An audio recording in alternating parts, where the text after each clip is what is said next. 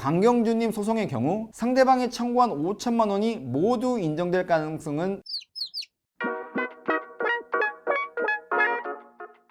안녕하세요. 실제로 진행한 승소사건을 바탕으로 최근 이슈 사건을 설명드리는 투실보 박건호 변호사입니다. 오늘은 최근 소송이 제기된 강경준님 사건을 정리해드리겠습니다. 지난해 12월 26일 배우 장신영님의 남편 강경준님이 유부녀와 부정행위를 했다는 의혹으로 5천만 원 상당의 손해배상 청구 소송을 당하였습니다. 그렇다면 강경준님이 청구당한 5천만 원의 금액에 대해서 어느 정도의 금액이 인정될 것인지 여러분이 궁금해하는 것들에 대해 저희가 수행한 실제 사건을 토대로 간단히 설명해 드리겠습니다.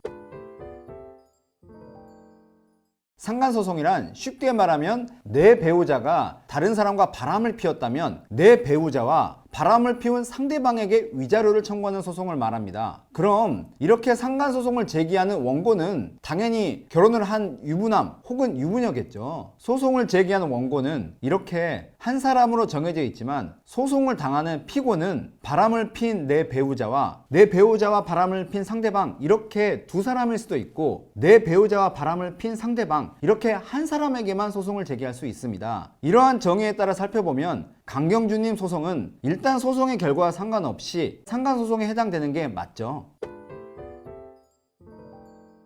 좋은 질문입니다. 쟁점이 된다고 한다는 것은 소송을 제기한 원고가 주장하는 내용에 대해 소송을 당한 피고가 다투기 때문에 이렇게 쟁점이 생기는 건데요. 상간소송에서 다투는 내용은 크게 세 가지입니다. 첫 번째, 나는 상대방이 유부남 혹은 유부녀인지 몰랐다는 것입니다. 상간소송이 이루어지기 위해서는 소송을 당한 상대방이 배우자가 있는 사람이란 것을 알고 부정행위를 해야 하는데요. 소송을 당한 피고 입장에서는 이러한 상간소송을 무력화하기 위해서 자신이 만난 사람이 배우자가 있는 사람이란 걸 몰랐다고 주장하는 것입니다. 그런데 강경준님 사건의 경우 언론에서 확인한 내용에 따르면 강경준님과 강경준님이 부정행위를 한 것으로 의심되는 여성분과 같은 회사, 같은 층에서 일하는 직장 동료 사이라고 하는데요. 만약 이러한 언론에 나온 내용이 사실이라고 한다면 이 같은 관계에서는 상대방이 배우자가 있는 여자인 걸 몰랐다고 부정하기는 힘들기 때문에 이 부분은 사실 큰 쟁점은 아닐 것 같습니다. 두 번째로 다투어지는 것은 부정행위를 한 사실 자체가 없다고 다투는 것입니다. 너무 친해서 오해받을 소지는 있지만 외도를 하거나 부정행위를 한 사실이 없다고 다투는 거예요. 상간소송에서 가장 많이 다투어지는 부분입니다. 성관계를 하였다는 것을 인정하는 직접적인 내용이 없는 경우 소송을 당한 피고 입장에서는 이 부분에 대한 방어를 집중적으로 하는데요. 사실 언론에서 강경준님은 지금 이 소송과 관련돼서 공식적으로 서로 오해의 소지가 있다라고 말해 언뜻 부정행위를 부인하는 취지로 들리는 말을 한 것으로 알고 있는데요. 만약 그 말이 사실이라면 이 부분에 대한 쟁점이 가장 큰 쟁점으로 다루어질 가능성이 높습니다. 마지막 세 번째는 액수 자체가 너무 과다하기 때문에 설령 인정된다고 하더라도 액수 자체를 대폭 줄여야 한다고 다투는 것입니다. 그런데 세 번째는 그렇게까지 큰 쟁점은 아닐 것으로 보입니다. 소송에서 이긴다고 해도 이미지 타격이 불가피한 강경준님 입장에서는 반드시 소송을 이겨야 하기 때문에 액수를 줄이기보다는 부정행위가 없었다고 주장할 가능성이 훨씬 높아 보입니다.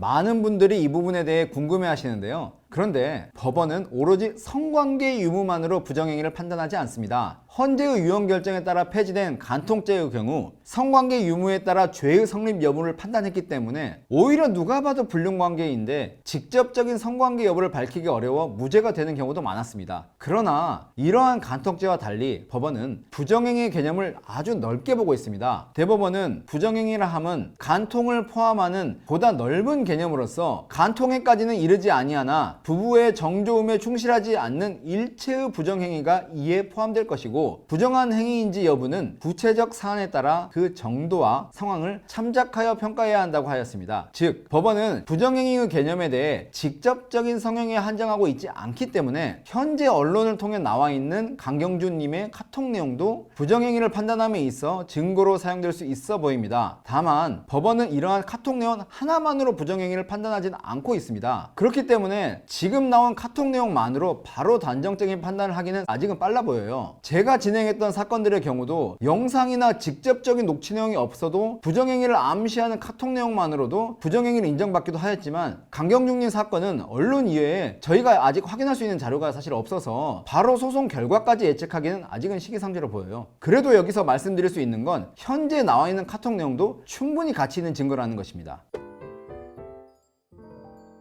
상간소송의 손해액은 위자료로서 간통죄가 없어진 현재 가정을 파탄낸 것에 대한 응징의 의미로 그 액수가 정해지는데요. 법원은 위자료를 산정함에 있어 부정행위의 경위, 부정행위의 기간, 그리고 부정행위가 발각된 이후에도 부정행위를 계속적으로 유지하였는지 여부, 부정행위로 인해 원고가 이혼을 하였는지 여부 등을 종합적으로 고려하고 있는데요. 그런데 법원이 인정하는 위자료 액수는 생각보다 많지 않습니다. 법원에서 인정하는 상간소송의 위자료는 1,500만 원을 전후하는 경우가 가장 많아요. 정말 특수한 경우가 아니라면 3천만 원을 넘기 어렵습니다. 아마 3천만 원 상당의 위자료를 받은 변호사님도 그렇게 많지 않을 거예요. 사실 좀 자세히 말씀드리고 싶은데 오늘은 제 자랑 그만하겠습니다. 아마 이러한 상간소송의 액수를 감안하면 강경준님 소송의 경우 상대방이 청구한 5천만 원이 모두 인정될 가능성은 거의 없어 보입니다. 이처럼 위자료 청구의 경우 판결로 갔을 때 인정받는 금액이 그렇게 크지 않기 때문에 이런 부분을 감안해서 합의금을 많이 지급하는 방식으로 종결되는 경우 역시 상당히 많습니다. 이번 영상은 최근 이슈가 되고 있는 강경준님 소송에 대해 알아보는 시간이었습니다. 단순히 언론에 나와 있는 내용만으로 바로 결과를 예측할 수는 없지만 결국 이 소송은 끝까지 판결로 간다면 부정행위에 해당하는지 여부가 가장 큰 쟁점으로 다뤄질 것 같습니다. 그리고 만약 판결로 간다면 여태까지 사례를 감안하면 상대방이 강경준님께 청구한 금액이 전부 인정될 가능성은 매우 낮아 보입니다. 사실 이러한 소송 자체가 서로에게 가슴이 아픈 사건이기 때문에 합의로 종결될 수 있으면 좋겠습니다. 이번 영상은 여기까지입니다. 다음에는 더 좋은 영상으로 인사드리겠습니다. 감사합니다.